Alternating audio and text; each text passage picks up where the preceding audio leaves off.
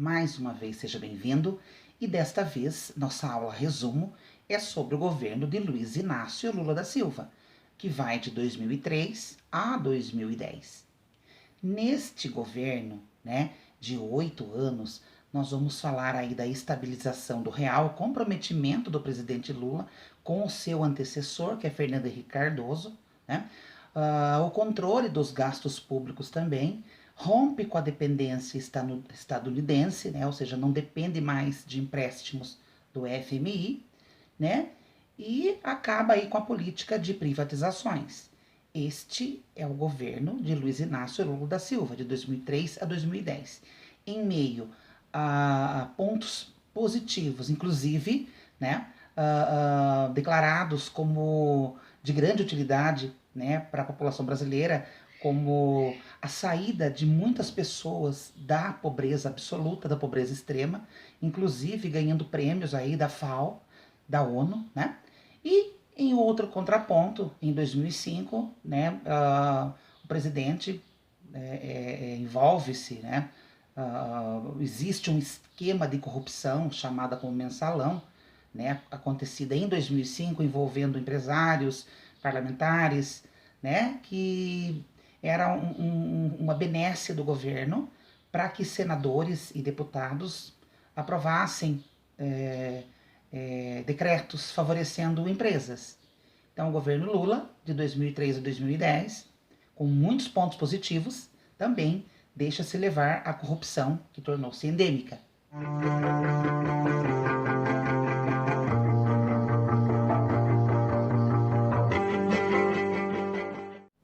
Tem início o governo de Luiz Inácio Lula da Silva, que vai de 2003 a 2010. São 2 mandatos.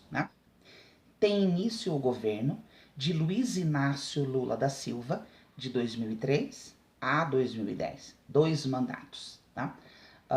Compromete-se, então, o presidente Luiz Inácio Lula da Silva, ou Lula, a continuar a estabilização do real, não depender mais dos Estados Unidos, no governo Lula que nós não precisamos mais de empréstimos do Fundo Monetário Internacional, que fazia empréstimos, fez vários empréstimos no governo de FHC para conter a inflação, que dava sinais, rumores de voltar, do dragão voltar, também nós temos aí a contenção de gastos públicos e o fim da política de privatizações. Sabemos que no governo da FHC foram privatizadas inúmeras empresas de grande porte, em torno de 100 empresas estatais acabaram nas mãos do setor privado, de organizações internacionais.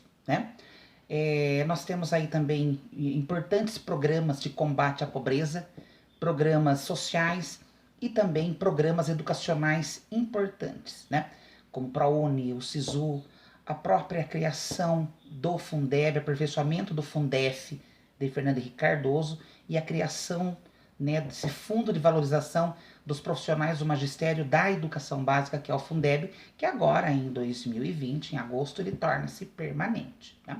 Na política externa, o governo Lula cria relações com países da União Europeia, com países africanos, com países asiáticos, amplia os nossos horizontes para países aqui da América do Sul, estende a nossa economia, estende os nossos produtos, nossos commodities para além da Europa, firmando aí contratos com outros países, perdoando dívidas de alguns países africanos, e ampliando o seu mercado. Isso é muito importante.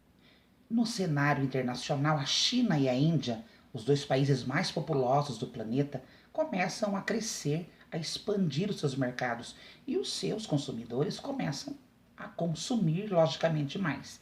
O que faz com que o Brasil comece a exportar mais suas commodities, fazendo com que a gente cresça em 2010, que o nosso PIB em 2010 atinja a marca de 7% de crescimento ano. Faz também com que a gente não perceba a crise iniciada nos Estados Unidos e na Europa, porque houve o fortalecimento do nosso mercado consumidor interno e as empresas não repassaram parte dos impostos do IPI que o governo diminuiu para as empresas, então nós não sentimos. Então faz com que o nosso país atravesse essa crise dos Estados Unidos e da Europa sem ter praticamente nenhum desses respingos. Essa crise dos Estados Unidos e da Europa foi no ano de 2008, né? Por essa nossa capacidade, né, de investimento e fortalecimento do mercado interno, atraiu muitos investidores internacionais que começaram a passar aqui. Nós tivemos também a realização dos Jogos Pan-Americanos em 2007, com vistas aí para conquistar já o direito de sediar os Jogos Olímpicos. E nós vamos ter aí, gente, a Copa do Mundo do Brasil em 2010, né? Os Jogos Militares em 2011, os Jogos Mundiais dos Povos Indígenas em 2015 e as Olimpíadas e as Paraolimpíadas em 2016, né? Houve para isso a construção de estádios e infraestruturas necessárias para acontecer esses eventos, e isso logicamente impacta na economia da época, né? E logicamente essas mega construções faz com que o nosso país seja projetado no cenário internacional, né? Uma imagem de um país próspero, né? E estável no exterior, facilitando também a vinda de muitos investidores estrangeiros. Em 2007, o governo lança o PAC, que é o Programa de Aceleração do Crescimento, com vistas, né, aí a incrementar as nossas infraestruturas, né? E também o presidente acaba lançando aí a ministra das Minas e Energia e passa essa ministra para coordenar esse programa, né, de aceleração do crescimento, que é a ministra Dilma Rousseff, já com vistas nas eleições de 2010, né, para projetá-la como sua sucessora. E toda essa verba para realizar essas grandes infraestruturas vinha do governo federal e vinha de empresas privadas. Essas empresas privadas, essas empreiteiras, para conseguir contratos, né, e vencer licitações, muitas vezes pagavam subornos a deputados, né, a senadores, a ministros, né? Em certas ocasiões, os próprios políticos que cobravam algum tipo de propina para liberar algumas obras, né? E se tornaria um dos maiores escândalos, né, do governo Lula, que seria descoberto durante o governo da Dilma, que é o chamado mensalão, um dos maiores escândalos de corrupção da nossa história. Lembrando que em seu discurso de posse em 2003, o presidente Lula dizia que muitos brasileiros não faziam 3 refeições ao dia. E era preciso combater a fome que ainda persistia e matava muitas crianças e muitas pessoas no nosso país. Então ele lança aí alguns programas sociais para acabar com a fome. O Bolsa Família foi um dos maiores programas com maiores êxitos no governo Lula, lançado lá em 2004, né? Este programa foi um dos maiores êxitos do governo Lula, pois pôs em prática a redução e o combate à fome extrema, né? Tanto é que este programa ele foi premiado na FAO. Esse programa fez com que a pobreza extrema fosse reduzida em 75%, inclusive sendo reconhecido e premiado na Organização das Nações Unidas através do seu órgão, a FAO, né? A Organização das Nações Unidas para a Agricultura e Alimentação, né? A FAO, é que premia, que reconhece que 75% dos brasileiros que passavam fome foram beneficiados por um programa social que é o Bolsa Família do governo Lula, lançado em 2004 para combater a fome no nosso país. Para a educação, o governo Lula prepara um plano, né, onde se buscava democratizar o acesso da escola para todos os níveis em todo o território nacional. E é instituído aí o Fundeb em 2007, que é um fundo de valorização dos profissionais do magistério da educação básica, né? Um fundo que valoriza os profissionais, um fundo que firma um pacto para a melhoria da qualidade do ensino, né, desde as suas bases, haja vista que nós começamos a reforma pelo teto. A universidade pública ela é de qualidade. Precisamos que a educação básica também a seja, né? No ensino superior, aí, ele promoveu ampliação de bolsas para o mestrado e para o doutorado, promove o acesso das camadas mais pobres da população ao ensino superior e cria aí, gente, o sistema de cotas raciais, né? Adotado por mais de 20 universidades federais em 14 estados. Também cria o sistema de seleção unificada, que é o SISU, que escolhe alunos para vagas em universidades federais através da nota do Exame Nacional do Ensino Médio, que ele não só avalia mais os alunos do ensino médio, e sim prepara, seleciona para as universidades. E para isso, né, o governo aí cria mais 14 universidades federais para aumentar as vagas, né? Ao mesmo tempo, permitiu que as universidades privadas crescessem graças a programas de financiamento de bolsas públicas em universidades particulares, através do ProUni, que é o programa Universidade para Todos, criado em 2005. No campo da política externa, o governo Lula promove visitas aí a vários países, né?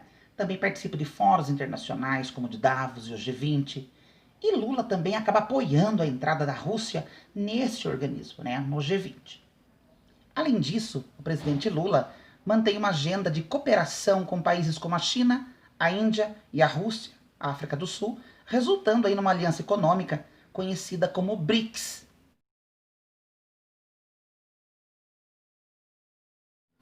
Escândalo de corrupção no governo Lula, né? O mensalão era um sistema de pagamentos ilícitos, né, que o governo federal usava para garantir o apoio de deputados e senadores em votações de leis e aí emendas que favoreciam o governo, né? Esse esquema foi descoberto através de uma filmagem aí, né, quando o diretor de Correios ele acaba explicando a dois empresários como que se fraudavam licitações, né? Deste esquema participaria aí o deputado e presidente do PTB, o Roberto Jefferson, né, que era aliado do governo. E a partir deste momento, então, foram realizadas uma série de investigações e instituídas CPIs, né, que é uma comissão parlamentar de inquéritos, né, que salpicariam vários aliados do governo Lula, né? O próprio deputado Roberto Jefferson acusou o tesoureiro do PT, Delúbio Soares, né, que realizaria alguns pagamentos aí a deputados do Congresso Nacional. Esses pagamentos, os famosos os mensalões, né? É o famoso mensalão, né? Pois eram efetuados mês a mês, mensalmente. Essas denúncias acabam por derrubar, né? Acabariam por derrubar o ministro-chefe da Casa Civil, José Dirceu, e o próprio deputado Roberto Jefferson, né? Foi declarado inelegível por 10 anos. Outro deputado do PT, o João da Cunha, foi acusado de participar dessa trama, né? Mas renunciou ao mandato do deputado antes que fosse formalizada qualquer acusação contra ele. E sabemos também que no segundo mandato de Lula, através do PAC, são construídas, né, mais estradas, mais portos, mais aeroportos, mais ferrovias, tá? Também a descoberta do pré-sal e a exploração do petróleo no nosso país aumenta bastante. Tanto é que em 2010, a nossa economia ela cresce 7%, o PIB aumenta 7%. Né? No ano de 2010, acontecem as eleições, né? E a disputa fica entre Dilma Rousseff, né, do PT, e José Serra, do PSDB. Dilma Rousseff vence aí com 56% dos votos. E é assunto para nossa próxima aula resumo. O governo de Dilma Vana Rousseff. Até lá.